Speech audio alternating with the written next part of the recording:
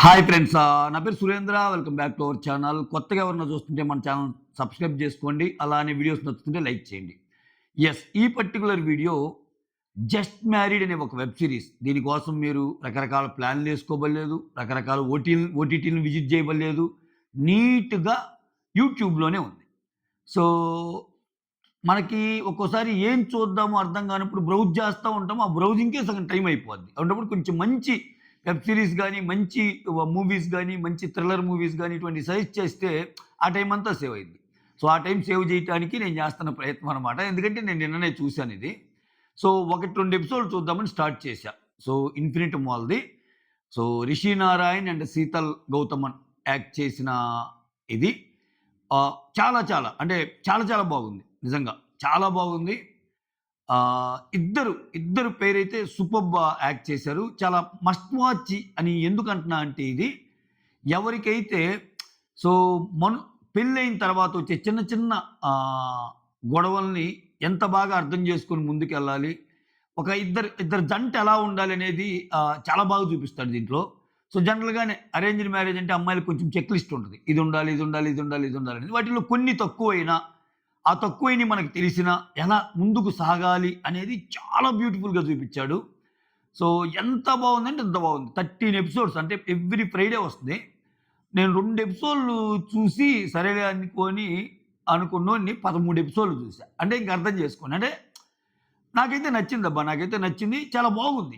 అంటే director deal చేసిన విధానం చాలా బాగా నచ్చింది. అంటే ప్రెజెంట్ ఎలా ఉందో సొసైటీ, సో, వాళ్ళ ఆలోచనలు ప్రెజెంట్ యూత్ ఆలోచనలు ఎలా ఉన్నాయో వాటిని ప్రతిబింబిస్తానే మనుషుల్ని ఎలా అర్థం చేసుకోవాలి. సో, అమ్మాయి అనేవాళ్ళు తల్లిదండ్రులకి ఎంత బాసటగా నిలవాలి. ఇది కూడా చూపిస్తారు. అంటే ఒక లవ్ యాంగిలే కాకుండా ఇటు పేరెంట్స్ యాంగిల్, ఇటు మనుషుల్ని అర్థం చేసుకోవటం. సో, నే బేసికల్‌గా ఈ స్టోరీ మొత్తం రివీల్ చేయనులెండి. అంటే అది ఆల్రెడీ ఒక 2, 3 మంత్స్ నుంచి వస్తున్న ఒక వెబ్ సీరీస్ ఇది.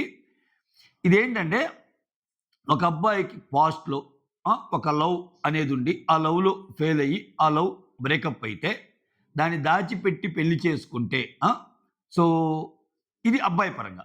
అమ్మాయి పరంగా సో, నాకొచ్చే అబ్బాయి ఈ చెక్ లిస్ట్ ఉండాలి, ఇయన్నీ ఉండాలని కోరుకునే అమ్మాయికి సడెన్‌గా వాళ్ళ ఫాదర్ కోసం పెళ్లి చేసుకుంటే, వీళ్ళిద్దరు కలిస్తే, వీళ్ళిద్దరూ ఒకరినొకరు అర్థం చేసుకొని ముందుకెళ్ళే స్టోరీలో సో, చాలా మలుపులు, చాలా కథలు, చాలా హృద్యంగా చిత్రీకరించాడని చెప్తా నేనైతే. అంటే మీకు చూస్తే అర్థమైద్ది. నేను ఆ ఫీలింగ్‌ని చెప్పలేను గానీ, బాగా అనిపించింది. కొంచెం ఫస్ట్‌లో స్లోగా అనిపిస్తది. 1, 2 ఎపిసోడ్సు.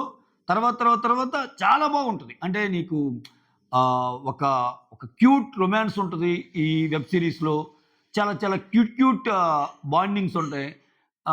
ఆడపిల్లలకి ఇటువంటి అబ్బాయి కావాలనిపిస్తది ఒక్కోసారి. అబ్బాయిలకేమో ఇటువంటి అమ్మాయి అయితే అర్థం చేసుకునే అమ్మాయి అయితే ఎంత బావుంటదనిపిస్తది.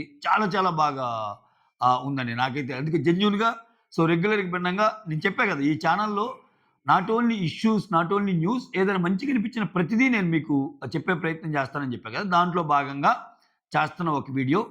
శీతల్ గౌతమ్ మీకు తెలుసు ఆ అమ్మాయి. చాలా అమ్మాయి గీతాంజలి కాలేజీలో తన బీటెక్ కంప్లీట్ చేసి, ఇటు సైడ్ అమ్మాయి సీఎస్‌సిలో మంచి టాపర్. అయినా గాని ఆ అమ్మాయికున్న ఈ మూవీస్ అంటే, ఈ ఎంటర్‌టైన్‌మెంట్ సెక్టర్ అంటే దీనివల్ల దీంట్లోకొచ్చింది. షణ్ముఖ్‌తో యాక్ట్ చేసింది, శ్రీహాంత్‌తో యాక్ట్ చేసింది. చాలా బాగా తెలిసిన అమ్మాయి ఆ అమ్మాయి. రెగ్యులర్‌గా ఫాలో అయ్యేవాళ్ళకి చాలా మందికి తెలిసే ఉంటది. చాలా బాగా యాక్ట్ చేసింది. ఈ అమ్మాయికి స్క్రీన్ ప్రెజెన్స్ వేరే లెవెల్ ఉందబ్బా! చాలా బాగుంది స్క్రీన్ ప్రెజెన్స్ అయితే. సో, ఖచ్చితంగా ఈ అమ్మాయి మూవీస్‌లో కూడా ఎంటర్ అయినా గాని మెప్పించగలదనిపించింది నాకైతే. ఆ రకమైన స్క్రీన్ ప్రెజెన్స్ ఉంది. సో, లీడ్ పెరిగి నటించిన ఈళ్ళిద్దరూ చాలా బాగా చేశారు. మెయిన్ అంటే ఒక ఒక వివాహ వ్యవస్థ అనేది పెళ్లి తర్వాత ముందుకెళ్ళాలంటే ఆహ్, ఎంత బాగా అర్థం చేసుకోవాలి మనుషుల్ని. Okay.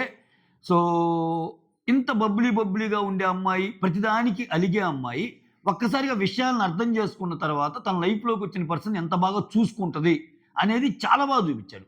At the same time love failure అయిన ఒక అబ్బాయి జీవితం లవ్ ఫెయిల్ అయితే అంతటితో ఎండ్ అవ్వదు. సో, మన లైఫ్‌లోకి ఎవరో ఒకరు వస్తారు. సో, వచ్చిన భార్యని కూడా లవ్ చేయొచ్చు. చాలా బాగా లవ్ చేయొచ్చు అనే కాన్సెప్ట్‌తో తీసిన అదొకటి. ఇంకొకటేందంటే, ఇవాళ రేపు ఏందంటే, మనం ఎంత లేదనుకున్నా ఆడవాళ్ళకి ఆస్తిలో సమాన హక్కు ఉంటది అని అంటారు. చట్టం ఉంది. ఇప్పటికీ చట్టం ఉంది. బట్ ఎవరు పోరాడరు. ఎందుకంత అవసరం ఉండదు. అంతెందుకు లేడీస్ కూడా పోరాడరు.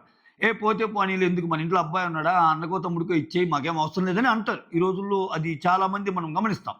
బట్ ప్రాక్టికల్‌గా చట్ట ప్రకారం వెళ్తే ఇప్పుడు మీ నాన్నకి ఒక 4,00,00,000 ఉండి, ఒక ఇద్దరు అమ్మాయిలు, ఇద్దరు అబ్బాయిలుంటే 4,00,00,000 తలా ఒక 1,00,00,000 ఇవ్వాలి. చట్టం చెప్తుందది. ఓకే. అంటే ఆడవాళ్ళకి కూడా సమాన హక్కు ఉంది. బట్ ఎవరు అట్లా చూడరు. పెళ్లి చేసి పంపిస్తారు. ఏదైనా అవసరమైనప్పుడు 10, 10 ఇస్తారు తప్పితే లేడీస్‌కి వాళ్ళ ఆస్తులు ఎక్కువ అబ్బాయిలకే ఇస్తారు. కానీ అమ్మాయిలకి అట్ ద సేమ్ టైమ్ వాళ్ళకి పేరెంట్స్‌ని చూసుకునే బాధ్యత గాని, పేరెంట్స్‌ని చూసుకునే ఇది గాని అబ్బాయిల మీదే ఉంటది ఎక్కువ. అంటే మన ఎవరైనా చూడొచ్చు అబ్బాయిలైనా, అమ్మాయిలైనా. బట్ జనరల్‌గా ఫాలో అయ్యే ట్రెండ్ చెప్తున్నా నేను.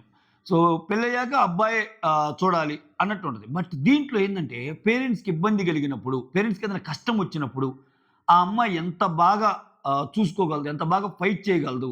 సో, అలా ఫైట్ చేయాలంటే జనరల్‌గా ఉండే ఇబ్బందులేందంటే, సో, ఇల్లాస్ ఇళ్ళల్లో అంటే వాళ్ళ మొగుడు ఒప్పుకోలా, నువ్వు నా పెళ్ళానివయ్యావు ఇప్పుడు. నువ్వు సంపాదించే ప్రతి ఆస్తి మంద గదా!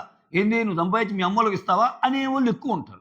సో, ఒకవేళ ఈడు మంచోడైనా ఈళ్ళ అమ్మానాన్నలు చెప్తారు. ఏందిరా నీ భార్య ఏదో పంపిస్తుందంటగా పుట్టింటికి ఇట్లా ఉంటాయి.